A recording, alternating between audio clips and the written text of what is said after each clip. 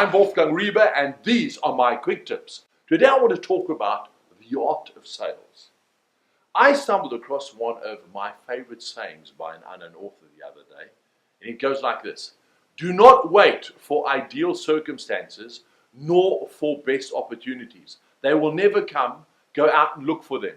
Isn't that stunning? You see, it all starts with me, with you. Are you going to continually let yourself be manipulated and conditioned to be negative?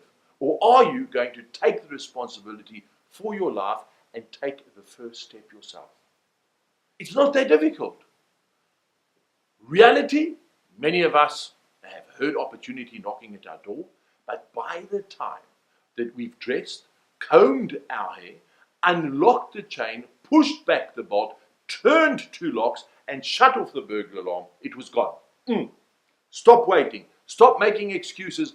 Make that positive change now. That was a mouthful. And in reality, all much easier said than done. Or is it? Is there really an economic recession out there? Or is it just another lie that governments and the media are shoving down our throats to keep everyone in check? No, I'm not a conspiracy theorist. I'm a realist. You see, the most awesome part of my job is that I travel and often end up speaking in countries and places that aren't affected by the negative media, that most of us are burdened with on a daily basis. In fact, I also end up in places where people have nothing, yet they smile and they have passion for life and they go out of their way to close a deal. They don't have complex corporate policies, directives on how to do this and how to sell and what to do and make bottom line profits. They just go on a gut feel and on passion. I applaud such people. What I want you to do is look at your life. Look at your colleagues, your family, your friends. How many have passion? You know that as a speaker, my focus is always on storytelling. And I believe that through stories and experiences, we can still learn and grow. Hence, I want to share my first lesson on sales. And it's a true story that myself and my wife experienced back in the 80s.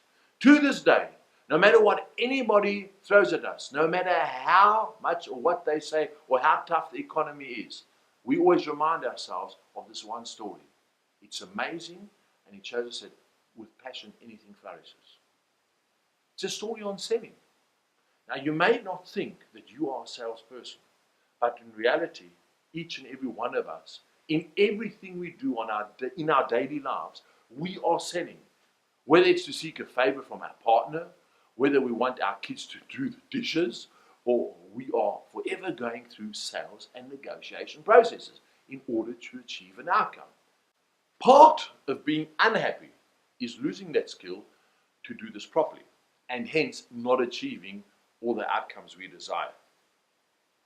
See, the best sales skills I learned years ago in Turkey, in fact in Kuşadası. My wife and I were working on a Keynote cruise ship called the Vistafjord as entertainers.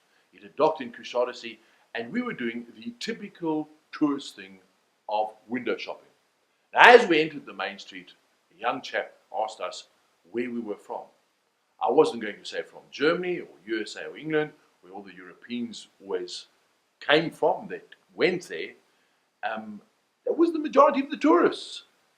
You can hear by my accent, it's South African. We were brought up in South Africa from Cape Town. So I said, we're from Cape Town. And I must add, at the time, very few South Africans traveled. So it was a curveball I had thrown to this chap standing outside the shop bothering us. Guess what?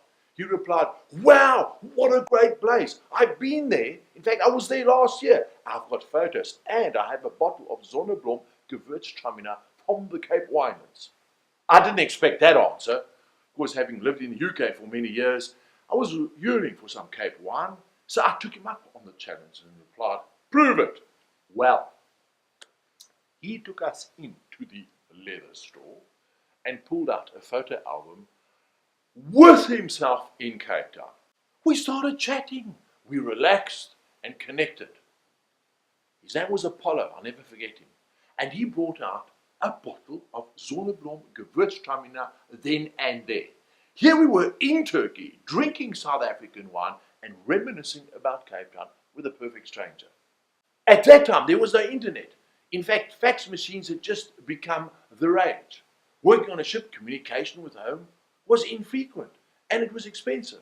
At one point, Apollo even insisted we send a fax home to connect with our family for free. I couldn't believe it. As I took that last sip of wine, guess what? This Apollo looked at me and he said, I've got a great leather jacket to show you. Now, how's that for timing? To cut a long story short, both my wife and I ordered tailor-made leather suits.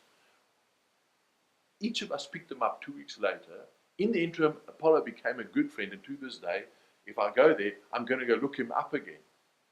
Now, what's the moral of this whole story? You see, that this gentleman, Apollo, could have sat inside his store and waited for customers to come inside. How many tourists would he have reached? Instead, he stood out in the street and spoke to potential customers walking past the store. Furthermore, he informed himself about different people and cultures and how to say hello in at least 20 different languages. Now, I'm sure as part of his training, a group was sent, let's say, to the Middle East, a group was sent to the Far East, a group was sent to the Americas, a group was sent to Africa. So that there was one representative from somewhere in the world, or that knew people from somewhere in the world. When we were, for want of a better word, enticed into his shop and started connecting with him, what had he achieved? Trust. He made us feel comfortable. He questioned us about our needs. He knew enough about us to realize we worked on a ship and didn't have much contact with home, hence the free fax. He found out we'd been away from home for many years, hence the free wine. He also knew that leather was expensive in our country, and hence he focused on offering us a good deal. He got to know us and what our needs were. Today, many people complain of tough times. Why? Here's my answer to you. People stopped taking responsibility for their own lives. Everything evolved around them. It's only once you start opening your eyes and ears and finding out what other people need and want that you realize how much opportunity exists out there. Back to my original quote. Do not wait for ideal circumstances nor for best opportunities. They will never come. Go out and look for them.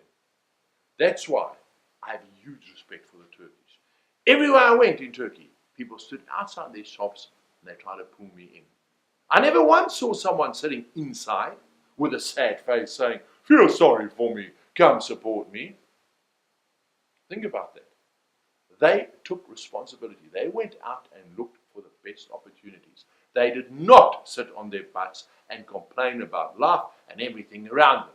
They found out about other people. They got to know their customers and their culture, and they made an effort to connect and build trust. There's 3 types of people in the world today.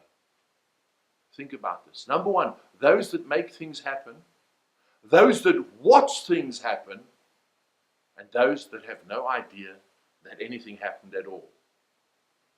Which one are you? Get up and start making a difference. I trust that lesson in sales made a difference in your life. From me, Wolfgang Riebe, until next time, cheers.